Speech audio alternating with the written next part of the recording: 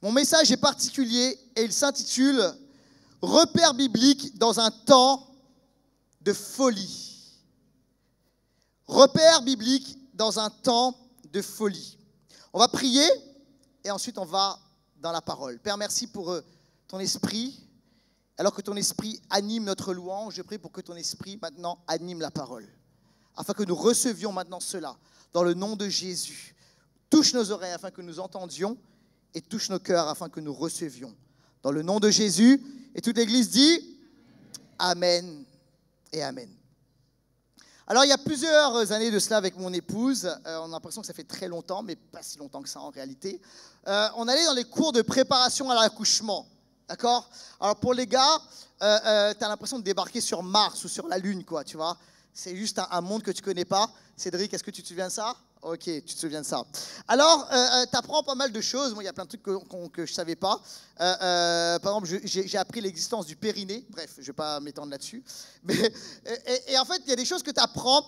Tu apprends, par exemple, à reconnaître les signes avant le temps, le moment fatidique, le moment de la délivrance, de l'accouchement. D'accord? Parce qu'en fait, je ne sais pas si vous regardez des films un peu à sensation. Vous savez, il y a parfois des films, des fois c'est des comédies romantiques où c'est le moment de la délivrance et tu vois le gars qui arrive à toute vitesse, qui fait des burns dans les rues de New York et à toute vitesse pour arriver à la maternité. D'accord? En fait, on n'est pas du tout obligé de faire ça et ça c'est du cinéma. Ok? Parce qu'en fait, il y a des signes avant-coureurs qui nous montrent que c'est le moment. Notamment, tu apprends la réalité des contractions rapprochées. D'accord? Donc, en fait, tu apprends à prendre ta montre et à compter. Et plus les contractions sont rapprochées, plus c'est le moment. D'accord? Tu apprends à discerner ces choses-là. Alors, il y a un moment qui est vraiment particulier, c'est la perte des os. OK? C'est facile, hein? Perte des os, tu comprends? Et donc là, il faut vraiment y aller. Et alors, tu n'as pas besoin non plus de faire un accident, mais il faut se diriger assez rapidement à la maternité. Ça, c'est quoi? C'est t'apprendre humainement à discerner les signes avant un moment fatidique, le moment fatidique de l'accouchement. Et les amis, il y a des réalités qu'il faut comprendre sur le plan spirituel et qu'il faut reconnaître dans notre temps. Nous devons apprendre à reconnaître les temps à travers les signes qui sont autour de nous pour comprendre où est-ce qu'on se situe. Il y a des événements qui ne trompent pas. Et je ne sais pas si vous vous rendez compte, mais quand même, il y a un monde d'avant et un monde d'après. En ce moment, il y a quand même un temps de folie. Ok, je suis le seul à trouver que c'est bizarre. Ok, bon, merci pour me rassurer. Non, mais sérieusement, alors, franchement, il y a des choses un peu dingues qui sont en train de prendre place autour de nous. Et on peut se dire, mais qu'est-ce qui se passe? C'est quoi ces éléments, ces événements? C'est quoi ces signes? Il y a un monde avant Covid quand même, et puis il y a un monde après Covid. Ok? Et on entend parler en ce moment de conflits, de guerres. Alors, il y a les épidémies, on est en plein bouleversement technologique. Il y a un véritable bouleversement de la pensée.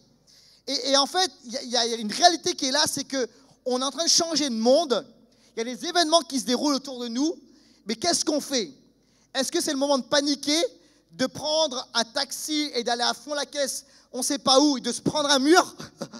Est-ce que c'est le moment de rien faire? Est-ce qu'on rentre juste dans le train puis on y va, mais on ne sait pas où est la destination? Qu'est-ce qu'on fait dans ce temps-là? Alors la bonne nouvelle, c'est que la Bible nous donne des repères bibliques. La Bible parle de ces choses, et en tant que chrétien, on n'a pas à paniquer, on a à sonder la parole de Dieu, afin de comprendre dans quel temps, dans quelle saison, dans quel moment on se situe à l'horloge de Dieu. Alors aujourd'hui, on va faire deux choses.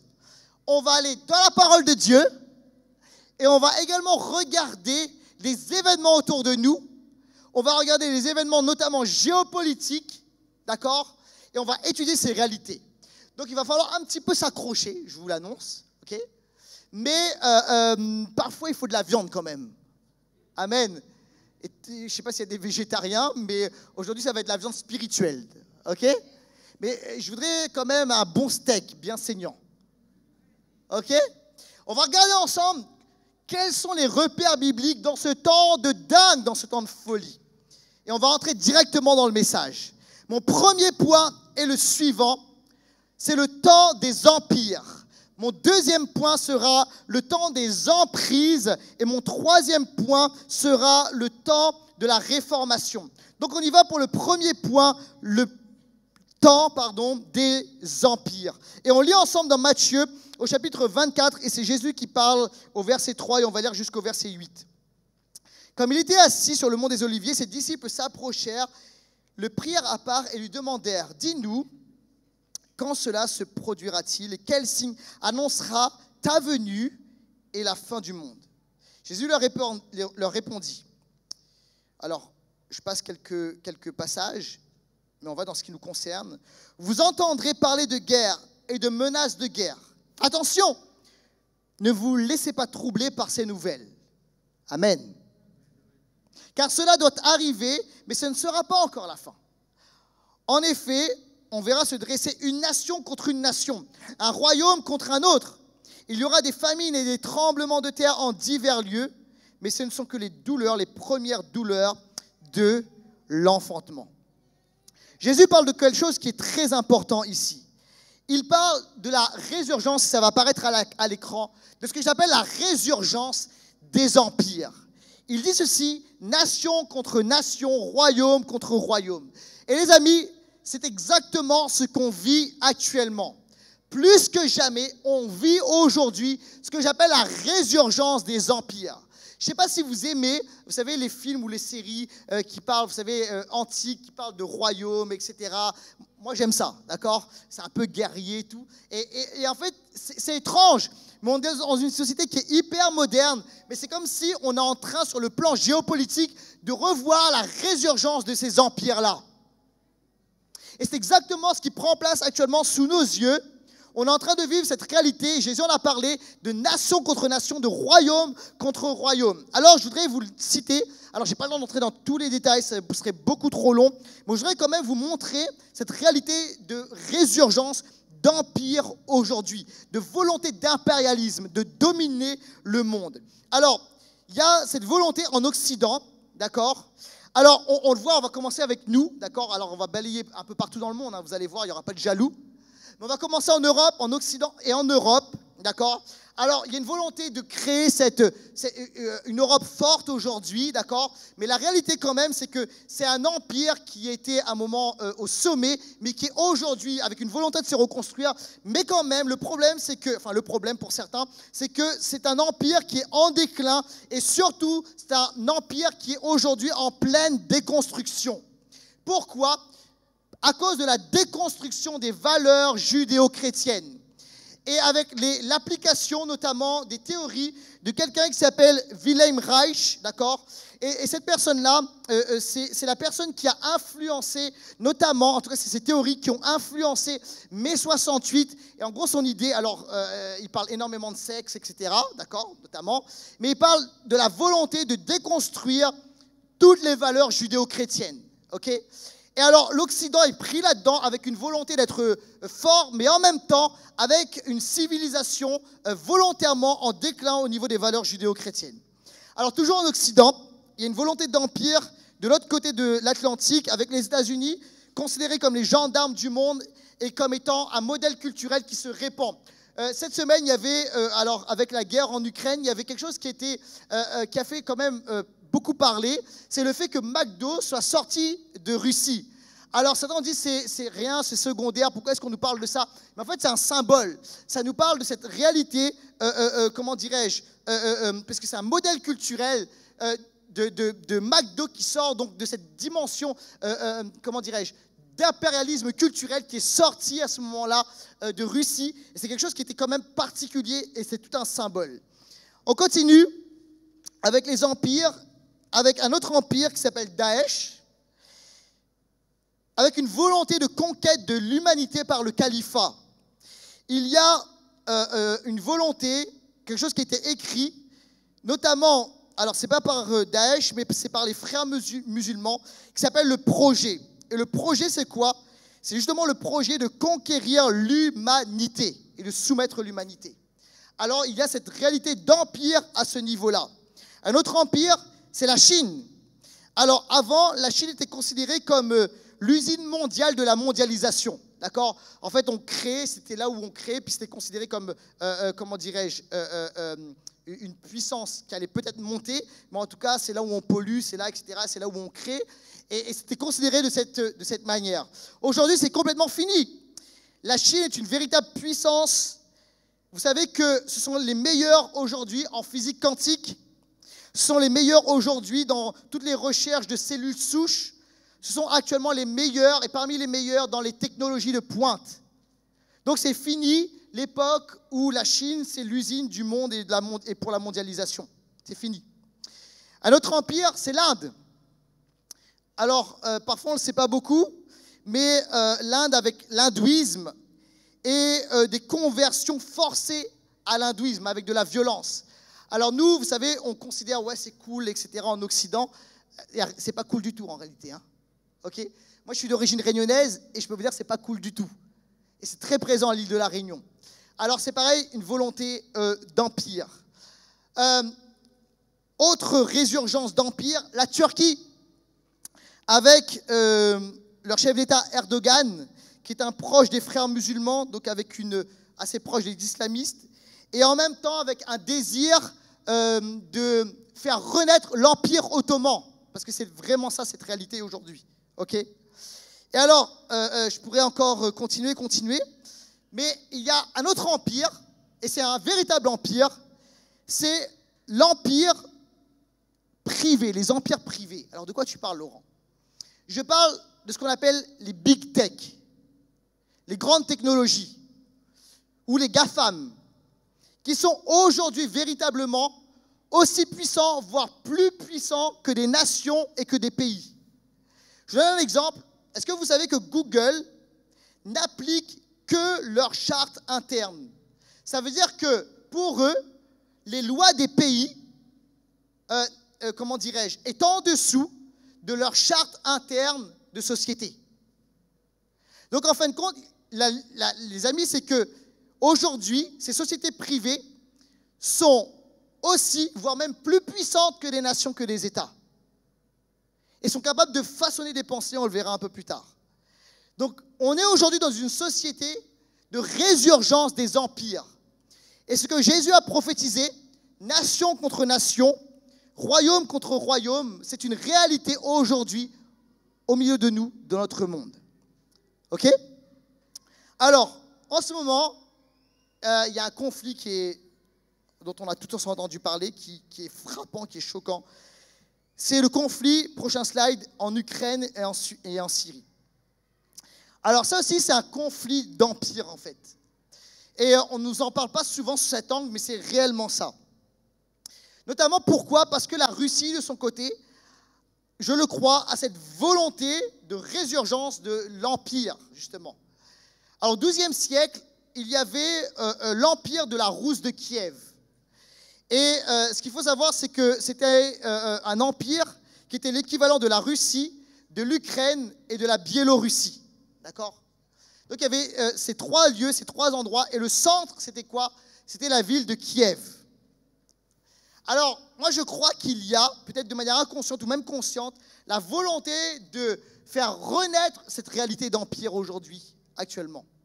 Et également la réalité de l'URSS, juste avant l'effondrement du mur, qui était un empire aussi extrêmement puissant.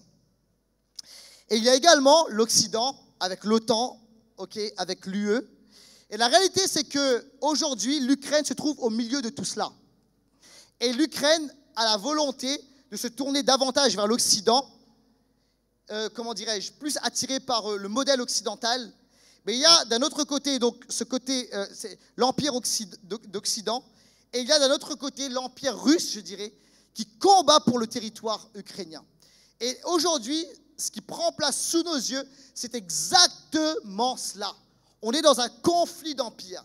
Alors, je ne suis pas en train de dire ici que, comment dirais-je, le président Poutine n'est pas responsable. Il est responsable de faire couler le sang et de faire mourir des peuples, et un peuple et des innocents.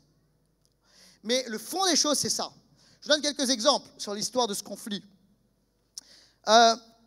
En 2004, il y a eu la révolution orange. C'était à Kiev. C'est des manifestations politiques qui ont eu lieu en Ukraine.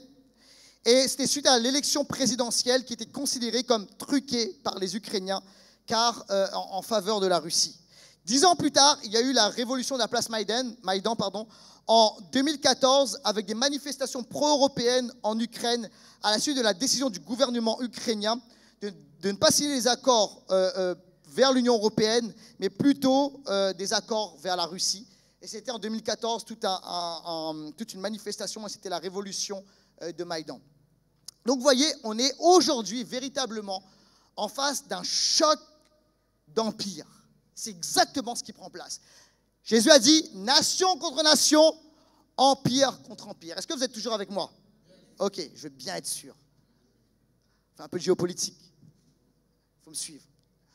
Alors le problème, et c'est le prochain slide, c'est qu'il y a eu à la fois une illusion et un choc. Pourquoi? En fait, l'illusion, c'était l'illusion de la mondialisation. C'est-à-dire que la mondialisation, ça va permettre de transformer des civilisations et des régimes considérés comme totalitaires en démocratie avec les droits de l'homme qui seront diffusés partout. Et ça aplanira les choses et ça fera en sorte qu'on vivra dans un monde en paix. Force est de constater que ça n'a pas très bien marché. Et aujourd'hui, on est passé de l'illusion au choc. Et le choc, c'est quoi? C'est le choc justement des empires. Parce qu'il y a des civilisations qui sont très fortes. Par exemple, dans une civilisation islamiste, on voit l'Occident, je vous le dis de cette manière, comme étant une civilisation perverse. Ok? Pour la Chine, dans leur civilisation, dans leur pensée, on voit l'Occident comme étant une civilisation anarchiste, c'est du n'importe quoi, c'est Mad Max. Ok? Il n'y a pas d'ordre, c'est désordonné. Et en fait, on se rend compte que ça n'a pas marché, les amis. Et en fait, on est en plein actuellement dans le temps qui a été prophétisé par Jésus. Jésus a dit ceci, on entrera dans un temps, et c'est là où il faut être vigilant, où il y aura nation contre nation, empire contre empire, royaume contre royaume. Alors Jésus a dit, on est en train de glisser vers les temps de la fin. Et les amis, c'est exactement ce qui prend place actuellement dans notre monde, autour de nous, alors qu'on allume les infos, alors qu'on lit les journaux. C'est exactement cela.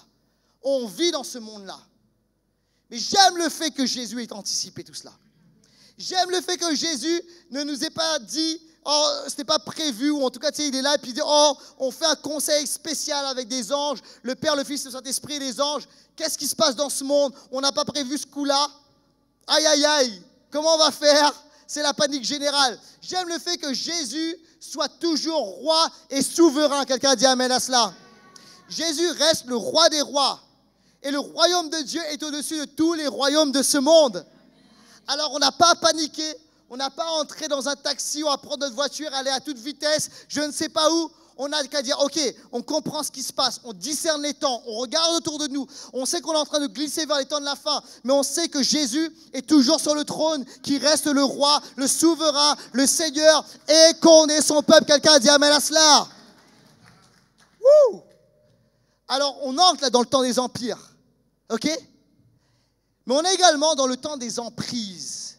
Et c'est mon deuxième point. Qu'est-ce que j'appelle le temps des emprises? Alors, on lit ensemble dans Genèse au chapitre 2 jusqu'au chapitre 11, versets 2 à 4. Et je voudrais qu'on lise un texte, parfois que certains considèrent comme un joli texte, parfois un peu légendaire. Mais vous savez que pour les Juifs, ça a une portée non seulement historique, mais aussi une portée prophétique. Parce que c'est la société Babel, avec leur roi Nimrod. Et on lit ensemble le passage. Après avoir quitté l'Est, ils trouvèrent une plaine dans le pays de Shinéar et s'y installèrent. Ils se dirent l'un à l'autre, « Allons, faisons des briques, cuisons-les au feu. » La brique leur servit de pierre et le bitume de ciment. Ils dirent encore, « Allons, construisons-nous une ville et une tour dont le sommet touche le ciel, et faisons-nous un nom afin de ne pas être dispersés sur toute la surface de la terre. » Alors, c'est quoi le problème en fait avec Babel? Alors vous connaissez l'histoire, d'accord? Peut-être certains, vous n'êtes pas habitués aux églises, mais vous avez peut-être entendu parler de cette histoire de la tour de Babel. Est-ce que le problème c'était la tour? Est-ce que c'était un problème d'architecture? Ok, si vous vivez dans une tour, soyez relax. Dieu n'a rien contre les tours. ok? Parce que c'est pas ça le problème, ok? Dieu dit, oh, il dit pas, en fait, je veux que des maisons plein pied. Relax. C'est pas ça le problème. C'est pas d'avoir construit une tour. C'est autre chose. C'est pas un problème d'architecture. Le problème ici, c'est faisons-nous un nom. Et ça, c'est le problème, le cœur du problème à Babel. Ça veut dire quoi en fait, faisons-nous un nom? Parce que des fois, on sait pas on ne comprend pas trop ce que ça veut dire. En fait, dans leur langage, ça voulait dire ceci. Se faire un nom, à l'époque, c'était Dieu qui donnait le nom. C'est Dieu qui attribuait les noms. Et c'était inspiré par Dieu que les gens recevaient des noms. Et en fait, ça veut dire, faisons-nous un nom. Ça veut dire, c'est nous-mêmes, on va s'attribuer un pouvoir. On va s'attribuer une autorité. Sans Dieu, juste nous-mêmes. Et le problème de Babel, c'est le fait de vouloir prendre le pouvoir. Que des humains aient le désir de dire, le pouvoir, c'est nous.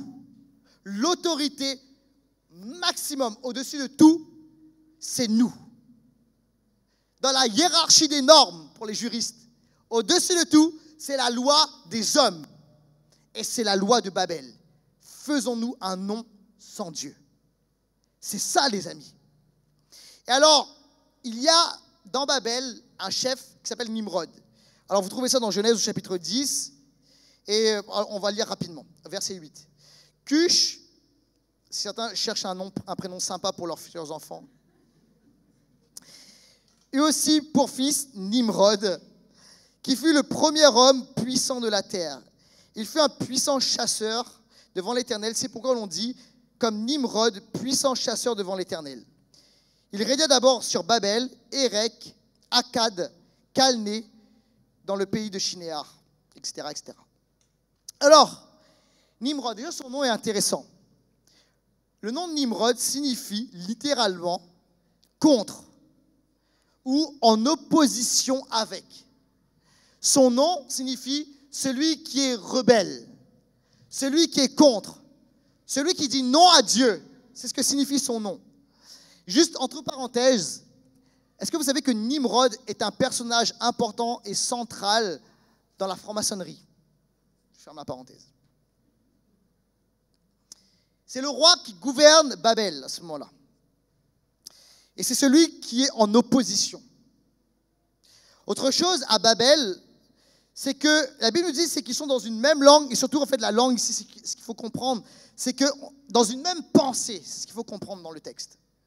En fait, à Babel, il y a cette dimension de pensée unique. Il y a l'absence de liberté de pensée. Il y a le fait de façonner une même pensée et de contrôler la pensée. Babel signifie la porte des dieux. Ça veut dire nous sommes des dieux. Homo Deus. Nous sommes des dieux. Et c'est de construire une civilisation sans Dieu où l'homme est Dieu. Alors on va quand même un peu parler de la tour. Pourquoi est-ce qu'il y avait cette tour? En fait, la tour était un observatoire. Et la tour permettait de voir ce qui prenait place dans les maisons de la ville. De voir ce qui prenait place chez les uns, chez les autres. Et de pouvoir surveiller la ville de Babel. Autrement dit, de pouvoir contrôler. Autrement dit, d'observer les citoyens jour et nuit. En fait, Babel, c'est un véritable système totalitaire. C'est un système de contrôle. On est là, les amis. Alors, la bonne nouvelle avec Babel, c'est que c'est inachevé. Dieu arrête ce projet. Il le stoppe. Il amène de la confusion. Mais la réalité, c'est qu'il y a encore aujourd'hui le désir de Babel au milieu de nous. Et la Bible dit que dans la fin des temps, il y a cette résurgence de Babel. Et Babel, vous savez, ça a donné Babylone. Dans Apocalypse, il est question à la fin des temps d'une Babel. Apocalypse 18, verset 2. Il cria d'une voix forte, elle est tombée, la grande Babylone, Babel. Elle est devenue un antre de démons, de repères d'esprits impurs, de repères pour tous les oiseaux impurs et détestables, Car tous les peuples ont bu le vin de sa prostitution furieuse. Les rois de la terre avec elle sont livrés à la débauche et les commerçants de la terre ont fait fortune grâce à son luxe démesuré. Et vous voyez, Babel, il y a ce projet mondialiste. C'est ça le projet de Babel et de Babylone. Tous les rois de la terre, tous les peuples de la terre sont venus boire son vin. Et les amis, je crois véritablement qu'on est en train de glisser dans cette société-là, dans ce temps d'emprise. Alors, je sais que ça paraît un peu, comment dirais-je, un peu dingue, un peu fou, un peu science-fiction. Et des trucs que je ne pensais pas voir de mon vivant. Vous savez, moi, quand je suis arrivé dans l'église, je peux vous dire, il y a plus de 20 ans de cela, tu sais, on parlait de certains trucs, on dit dans le futur, etc., il y aura des puces, des machins. Tu sais, je me dis, tu sais, c'était de la science-fiction, quoi. Mais aujourd'hui, tu sais, ce qui était dingue il y a 20 ans, 25 ans, bah, c'est là. Et on est en train de glisser là-dedans. C'est réellement ça, les amis.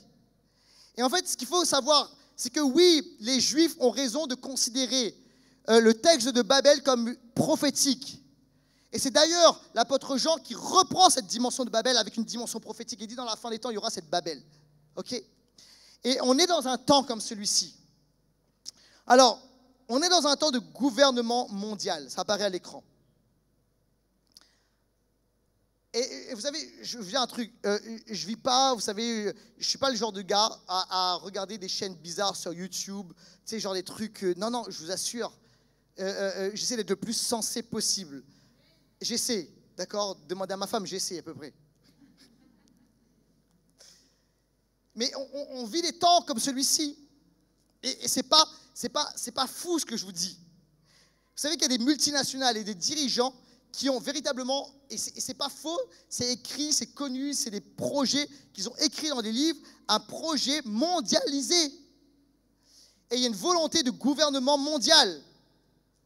Et la réalité, c'est quoi ? C'est qu'on est en train de construire aujourd'hui, en Occident, c'est la base, c'est l'endroit où, c'est le point, comment dirais-je, le QG, c'est l'endroit de départ où on veut construire ce gouvernement mondial. C'est pourquoi on a commencé par détruire la civilisation judéo-chrétienne. Pourquoi ? Parce que lorsqu'il y a une civilisation qui est forte, tu ne peux pas construire, dire on va unir tout le monde dans le monde entier. Si la civilisation du pays, de l'endroit de la nation est forte, tu ne peux pas le faire parce que les gens vont revendiquer leur identité et leur civilisation. Mais on a commencé en Occident à détruire tout cela, à vouloir détruire la civilisation chrétienne, on dit il faut tout déconstruire.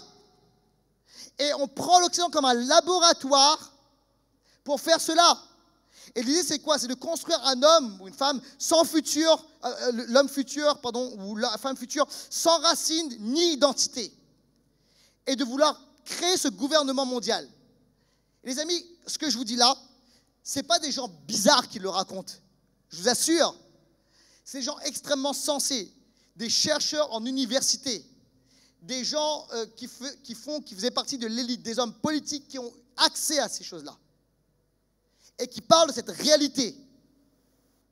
Ok ? Et d'ailleurs, ces personnes ne s'en cachent pas. Il y a cette volonté. Autre chose, on est dans un temps où, je crois, le contrôle va s'accentuer. À travers le fait de vouloir façonner la pensée, la mémoire. Je vous lis ce que dit le fondateur de Google, Larry Page. Il écrit ceci, il dit ceci. Le cerveau humain, ça apparaît à l'écran, est un ordinateur obsolète qui a besoin d'un processus plus rapide et d'une mémoire plus étendue. Autrement dit, ce que Dieu a créé, c'est has-been. Et en fait, il faut commencer à créer quelque chose d'autre. Il faut créer l'homme-machine. C'est ça, les amis, le projet. C'est pas un secret. Vous voyez ? C'est le fait de vouloir façonner la pensée et la mémoire. Autre chose, on est en train d'avancer vers ce qu'on appelle le transhumanisme. Et c'est pareil, vous savez, dans ces sociétés, les multinationales, dans la big tech, on ne s'en cache pas. Il y a une véritable volonté de créer cela, d'améliorer, au début on dit améliorer l'être humain. Et là, aujourd'hui, on est dans le stade de l'humain connecté. D'accord ? Et là-dessus, on est tous des humains connectés. Hein, d'accord ? on a tous un truc, ça c'est notre téléphone. Et vous voyez, on a un téléphone et on est tous connectés, etc. D'accord ? Et en fait, alors, à moins d'aller dans les petits détails et de décocher plein de trucs sur notre téléphone, mais en fait, ce téléphone nous suit et il prend plein de renseignements sur nous. Et il met tout ça dans des endroits qui s'appellent des data. D'accord ? Vous imaginez des gros ordinateurs où on stocke plein de données. Ok ? C'est ça. Et des gens, vous êtes des personnes, vous êtes comment dirais-je, des connaisseurs, parce que vous travaillez dans le domaine. Il n'y a aucun problème de travailler dans ces domaines, hein, comprenez bien. Mais vous y connaissez bien mieux que moi dans ces sujets. Avec ma femme, par exemple, on a remarqué un truc. On a remarqué que des fois, on ne fait même pas une recherche sur Google, parce que si tu fais une recherche, tu sais. Mais on a parlé d'un sujet. Ok ? À peut-être le téléphone pas loin. Et après, tu vas sur les réseaux sociaux et on voit des pubs sur notre sujet de discussion. Alors tu dis une fois, oh, c'est peut-être un hasard, une coïncidence. Mais quand ça arrive tout le temps,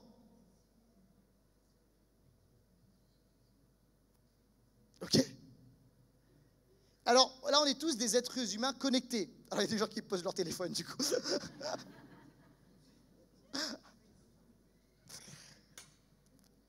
Mais l'idée, c'est pas de s'arrêter là. C'est d'aller de l'humain connecté au transhumanisme.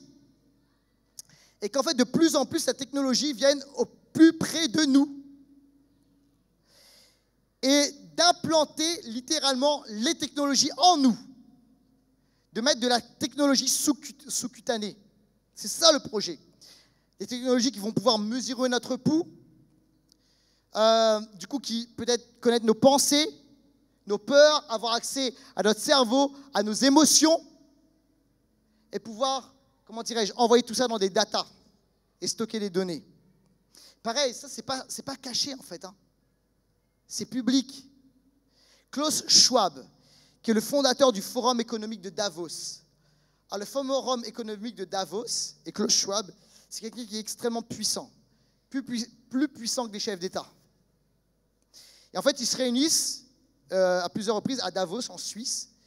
Et là, en fait, tu as des chefs d'État et tu as tous comment dirais-je, les dirigeants, les patrons des grosses big tech et des GAFAM. Et ils se réunissent et réfléchissent au monde de demain. Ils font comment dirais-je, des scénarios, etc. Okay ? Et il écrit ceci. Le point de bascule sera le premier téléphone implantable commercialisé.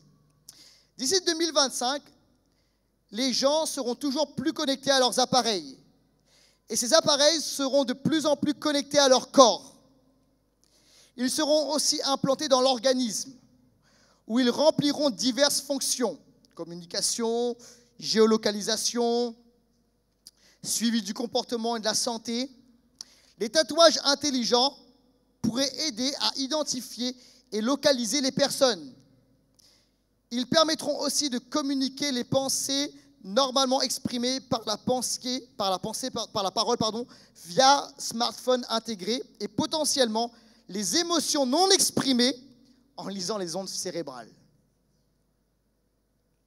C'est ça le projet, les amis. Alors moi, quand j'ai lu ça, et pareil, c'est pas caché, hein. Klaus Schwab a écrit un bouquin qui s'appelle « La grande réinitialisation ». Et en fait, ça a fait écho à Apocalypse 13. Parce que dans Apocalypse 13, c'est écrit ceci. Elle amena tous les hommes, gens du peuple et grands personnages, riches et pauvres, hommes libres et esclaves, à se faire marquer d'un signe sur la main droite ou sur le front. Personne ne pouvait acheter ou vendre sans porter ce signe, soit le nom de la bête, soit le nombre correspondant à son nom. Alors, c'est ça. Il est dit qu'il y a un signe, quelque chose là, qui sera sous-cutané. Et ça dit aussi, alors il parlait de la main, mais il parlait aussi du front. Et le front, c'est quoi? C'est l'objet de la pensée. C'est le conditionnement de la réalité. C'est le fait de redresser les pensées. C'est d'avoir accès à l'intelligence et à la tête. Et c'est exactement ça. Aujourd'hui, ce que disent certains, c'est que l'être humain tel qu'il est, d'accord, en fait, il faut absolument l'augmenter parce que dans le monde de demain, il sera trop stupide. Et en fait, il sera trop primitif. Et il ne pourra pas survivre. Donc, il faut absolument l'augmenter. Le grand projet, là, c'est quoi? C'est l'immortalité. C'est de se dire, il faut absolument qu'on arrive à détruire. On a fait plein de choses, on a fait plein de progrès. Il faut absolument qu'on arrive à détruire la mort. Et la mort, comment on va détruire la mort? Par la machine. C'est ça le grand projet, les amis. Alors, je sais que ça paraît complètement dingue, mais ce que je vous dis, je vous assure, c'est la réalité. Il y a des gens très sérieux qui en parlent. Des gens comme Alexandre Delval qui parle de ce que je vous décris là. Des gens comme Michel Onfray, philosophe, qui parlent de ces choses-là. C'est des réalités. On est en train d'aller de l'être humain connecté vers le transhumanisme. Alors, je ne sais pas exactement quand ça sera, mais en tout cas, il y a des gens qui travaillent activement à ces choses-là. Alors là, je sais, certains se disent, oh purée, tu nous as mis là le moral à zéro, Laurent. On a bien kiffé la louange, c'était génial, des paroles prophétiques de feu et tout. Et tu nous as bénis, mais là, qu'est-ce qu'on fait avec tout ça? On a envie de paniquer. Eh ben non, les amis. Mon troisième point va vous remonter le moral, j'espère. Le temps de la réformation. Dis avec moi le temps de la réformation. Alors qu'on est en train de glisser dans le temps de la fin, la lumière brille. A contrario, Dieu est toujours en action, en mouvement, et Dieu continue à agir. J'ouvre une parenthèse. Pourquoi est-ce que je vous parle de ça, les amis? Souvenez-vous, au tout début, on est encore en début d'année, mais au tout début, encore plus au début d'année, j'avais vraiment eu à cœur prophétiquement de dire ceci, que aujourd'hui, je crois que le message que Dieu donne à l'Église dans cette génération, c'est d'être une lumière. Vous vous souvenez de ce message? Et d'être porteuse d'un message de vérité.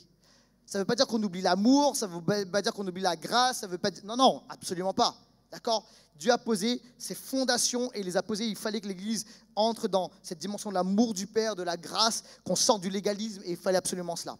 Mais on entre dans un temps, et je crois que c'est le message qui est prophétique pour l'Église dans cette génération, c'est que l'Église doit absolument être la lumière. C'est-à-dire discerner autour de nous, voir ce qui prend place autour de nous. Est-ce que je peux vous dire un truc? Ce message, je n'avais pas trop envie de le prêcher. Vraiment, hein. En fait, j'avais reçu il y a quelques temps, et puis, en début de semaine, je prie, je dis, Seigneur, et puis en fait, j'essaie de trouver un autre message. Mais en fait, tu sais que quand les Saint-Esprit insistent, je dis, bon, je vais prêcher là-dessus. Alors, il y a deux choses. Non seulement, je savais qu'il fallait que je fasse un travail de recherche sérieux, et la deuxième chose, c'est que, en fait, je dis, j'ai pas envie d'être mis dans, tu sais, dans le paquet là, des gens bizarres, complotistes, perchés, etc. Je vous le dis franchement.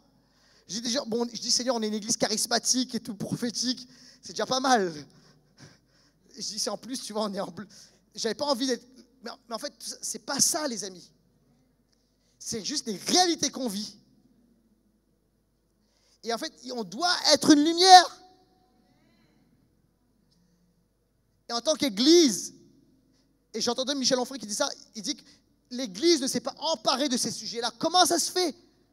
L'église doit prêcher, doit parler de ces sujets-là. Et en fait, ça fait écho à moi. Je dis, wow, où est l'église là-dedans? Et on doit parler de ces sujets.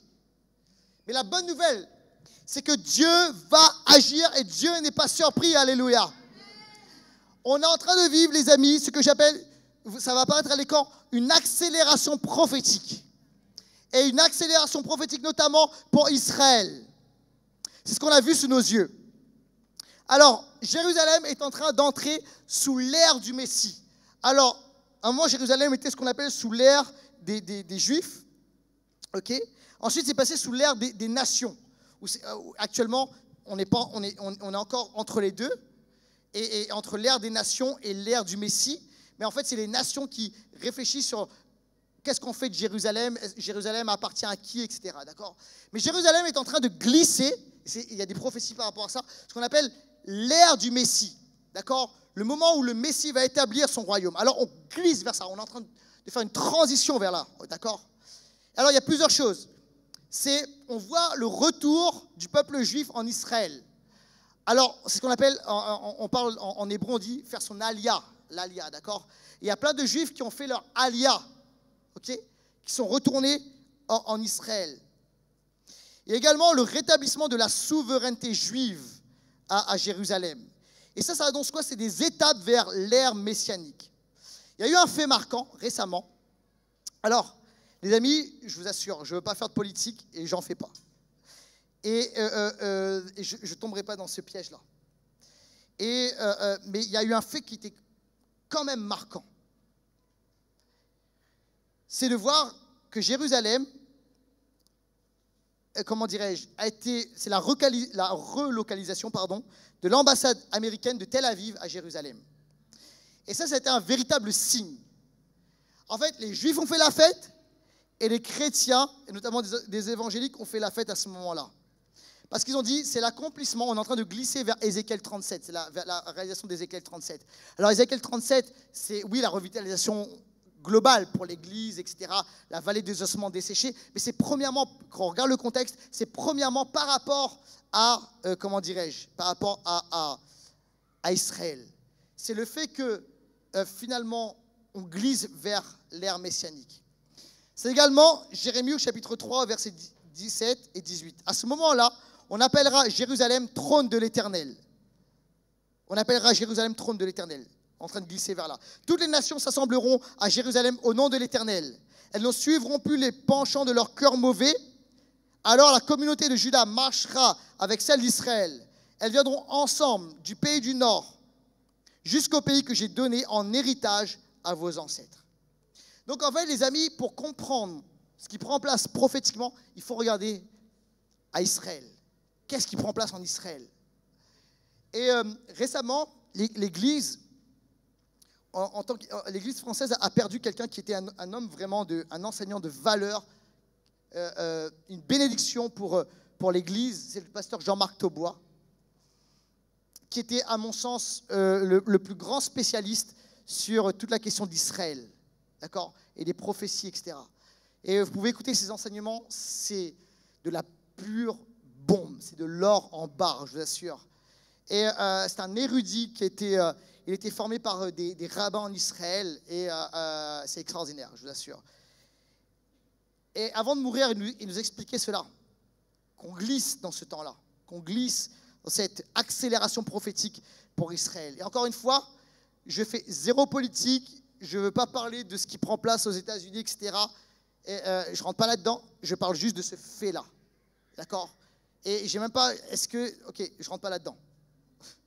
On n'embarque pas là-dedans. Ok? Moi, je prêche la Bible. Ça marche?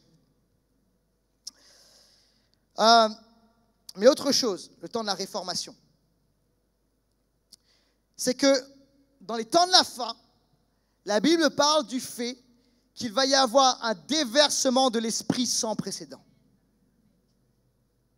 Un déversement de l'esprit sans précédent. Vous savez, je ne crois pas que... alors oui, il va y avoir l'apostasie, c'est-à-dire l'affaiblissement de la foi dans la fin des temps. Oui, il va y avoir plus de noirceur et de ténèbres. Mais en même temps, il va y avoir, et ça paraît contradictoire, mais il va y avoir également, je le crois, un déversement extraordinaire de l'esprit. Je ne crois pas que, comment dirais-je, l'Église, dans les temps de la fin, sera une Église qui sera juste avec, comment dirais-je, juste un petit reste. Tout le monde aura abandonné Jésus et ce sera faible, ce sera petit, ce sera médiocre. Je ne crois pas cela. Oui, il y aura de l'apostasie, mais je crois également qu'il y aura le fait que Dieu va continuer à agir. Je ne crois pas que les cieux seront fermés. Je crois qu'il y aura un déversement de l'esprit. Et je peux vous dire quelque chose, c'est que l'Église, pendant très longtemps, a cru cela. Et alors après, il y a un théologien qui est arrivé qui s'appelle Darby, d'accord, et qui a commencé à dire non, mais l'Église sera petite, médiocre, il n'y aura plus rien, etc., dans les temps de la fin. Alors oui, il y aura de la persécution, mais il y aura également un mouvement extraordinaire du Saint-Esprit. Et c'est ce que la Bible enseigne. Alors les amis, il faut qu'on garde l'espérance. Et c'est le temps plus que jamais d'annoncer la parole de Dieu. Et c'est le temps plus que jamais de réclamer un déversement de l'esprit. Regardez ce qu'il est écrit dans la parole. Parce que dans ce qu'on a lu, Matthieu 24, bruit de guerre, etc. Mais en même temps, dans le même passage, et le même Jésus dit ceci, au verset 14, cette bonne nouvelle du royaume de Dieu sera proclamée dans le monde entier pour que tous les peuples en entendent le témoignage. alors viendra la fin. C'est la raison pour laquelle actuellement, les amis, il y a des missions à travers le monde entier. C'est la raison pour laquelle on implante des églises à travers le monde. C'est la raison pour laquelle il y a un mouvement actuellement dans le monde de discipulat, de faire des disciples comme jamais auparavant. C'est la raison pour laquelle il y a des organisations et des associations qui traduisent la Bible dans toutes les langues, dans tous les dialectes, etc. Pourquoi? Afin que cette parole, afin que cette bonne nouvelle du royaume de Dieu soit prêchée à tous les peuples et à toutes les nations. Quelqu'un dit amen à cela. C'est la raison pour laquelle on envoie des missionnaires à travers le monde entier. Et on envoie également des missionnaires ici autour de nous. L'église Impulsion, nous sommes une église de missionnaires. Mais où ça? À Paris, en région parisienne, là où Dieu nous envoie, nous sommes appelés à prêcher la bonne nouvelle du royaume de Dieu au monde entier. Et le monde entier, ça commence chez nous. Alléluia. Il va y avoir, je crois, des conversions extraordinaires, massives. Est-ce que vous savez, les amis, que dans les derniers 100 ans, il y a eu plus de conversions et d'établissements d'églises que dans toute l'histoire de l'Église, au-delà de toute l'histoire de l'Église auparavant? Nous vivons ces temps-là, les amis. Et vous savez, des fois, on est là dans une forme de, comment dirais-je, d'idolâtrie et d'adoration du passé. C'était mieux avant. Écoutez, les amis, il y avait de belles choses avant et on remercie Dieu pour avant. Amen. Et on honore nos pères et nos mères, d'accord, passés. Mais je crois, les amis, que Dieu nous appelle pour des choses extraordinaires dans un temps comme celui-ci. Et qu'on n'a pas fini de voir le mouvement de Dieu, l'action de Dieu, le déversement de l'Esprit dans notre génération. Alléluia! Et moi, je suis content de vivre dans cette génération. Et je n'ai pas peur de ce qui va arriver, les amis. Je suis plein de foi. Alléluia! Ok, il y a plein de choses qui se passent. Mais gloire à Dieu. Est-ce que vous savez, les amis, que dans quelques semaines, quelques mois, on va aller sur France 2 pour prêcher la bonne nouvelle du royaume de Dieu? Pour un culte le dimanche matin. Alors oui, il y a des choses qui se passent. Mais écoutez bien, les amis, le royaume de Dieu perce. Alléluia. Alors on ne va pas se cacher, on ne va pas avoir peur. Parce qu'il y a une pluie qui arrive. Joël au chapitre 2, verset 23. Et vous, habitants de Sion, soyez dans l'allégresse. Il faut qu'on soit dans l'allégresse, hein? Réjouissez-vous en l'Éternel, votre Dieu, car il vous donnera la pluie au moment voulu. Il vous enverra les premières et les dernières pluies, comme dans le passé. Joël, chapitre 3, verset 1 à 5. Après cela, moi je répandrai mon esprit sur toute chair, sur tout le monde. Vos fils et vos filles prophétiseront, vos vieillards par des songes, vos jeunes gens par des visions recevront des révélations. Et en même temps sur les serviteurs et sur les servantes, moi je répandrai mon esprit en ces jours-là. Je produirai des signes prodigieux dans le ciel, sur la terre, du sang, du feu, des colonnes de fumée. Le soleil s'obscurcira, la lune deviendra de sang, jusqu'à ce que vienne le jour de l'Éternel, ce grand jour terrible. Alors tous ceux qui invoqueront l'Éternel seront sauvés, selon ce qu'a dit l'Éternel. Il y aura des rescapés sur le mont de Sion et à Jérusalem, les survivants que l'Éternel appellera. Alléluia. Alors, cette prophétie a été en partie réalisée au moment, de la Pentecôte, dans Actes. Mais tout n'a pas été réalisé. D'accord? Il est question du grand jour de l'Éternel. Et ça parle de ce moment de la fin des temps, ce moment fatidique. D'accord? Et Dieu dit ceci, c'est qu'il répandra dans les temps de la fin son esprit sur toute chair. Et c'est véritablement, les amis, un déversement extraordinaire de l'esprit, sans précédent. C'est ce dernier réveil, cette dernière effusion extraordinaire de l'esprit. L'Église, dans l'histoire de l'Église, il y a eu des réveils extraordinaires. Mais je crois que ce dernier réveil sera sans précédent. Il y aura une vague extraordinaire. On ne pourra pas l'ignorer. On commence à avoir des vagues.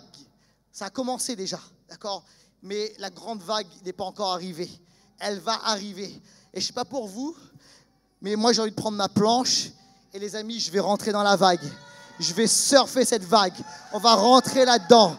Et les amis, on veut être de la partie dans le nom de Jésus. Et on veut vivre un déversement, ce déversement extraordinaire de l'esprit. Et il est dit ceci sur toute chair. Toute chair. personne ne pourra l'ignorer. Et c'est ce qu'on va vivre. Alléluia. Alléluia. Alors, vous savez quoi? Ça va toucher les nations. Ça ne va pas juste être, vous savez, un réveil dans une église locale quelque part, puis ça va rester dans nos murs. C'est pour ça que ça va être une réformation. C'est pour ça que c'est plus qu'un réveil local. Ça va être une réformation.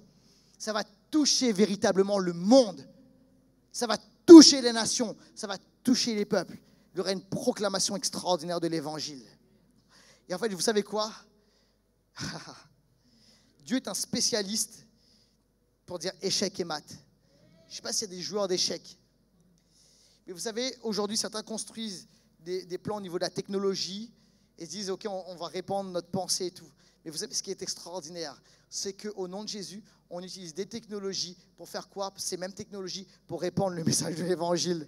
Et en fait, il y a une accélération qui prend place. Alors, vous savez ce qui se passe? On ne va pas avoir peur de ces choses. On ne va pas rentrer dans tout. Évidemment, on regarde, mais on va prendre ces réalités. D'accord? Ce qui est bon, on va s'en servir. Et on va réformer ça, transformer ça, restaurer ça. Et on va diffuser l'évangile. Et ça va aller vite. Et on va libérer ça dans le nom de Jésus. Dans le nom de Jésus. Et on va entrer dans cette grande réformation. Quelqu'un a dit amen à cela.